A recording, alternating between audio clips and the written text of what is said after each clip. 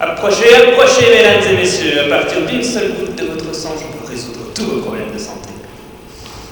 Je parie que vous entendez rarement des propos aussi farfelus. Et pourtant, ils ne sont pas totalement irréalistes.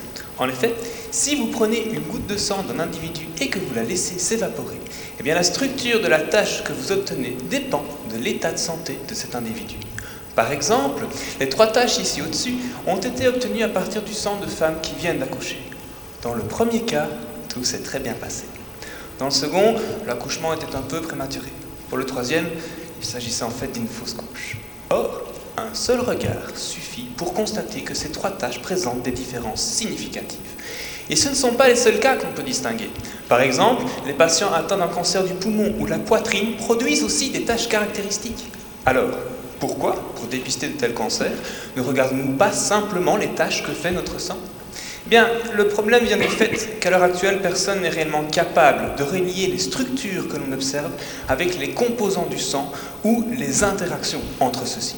Or, prévoir l'apparition de structures à partir d'interactions, c'est justement une question pour un physicien. Et ce que les physiciens aiment bien faire, c'est de s'attaquer aux problèmes complexes par étapes, en utilisant pour ce faire des systèmes simplifiés qu'on appelle les systèmes modèles. Dans ma thèse, je ne manipule pas donc directement du sang, mais plutôt un fluide de remplacement, c'est-à-dire essentiellement de l'eau, qui contient, pour remplacer les globules rouges, des petites billes un peu spéciales. En fait, ces petites billes se comportent comme des aimants, dont les propriétés, et donc les interactions, dépendent de ce qu'on appelle un champ magnétique. Et ce qui est très pratique, c'est qu'on peut donc utiliser ce champ magnétique comme une télécommande qui permet de contrôler les interactions entre les particules. C'est un peu comme si, simplement en tournant un bouton, on pouvait choisir l'état de santé du fluide en allant de malade à en pleine forme. Et donc, jusqu'à présent, mes recherches ont permis de montrer que cette télécommande est efficace. Si on applique un champ magnétique différent, on observe une tâche différente, comme en témoignent les tâches ici en dessous.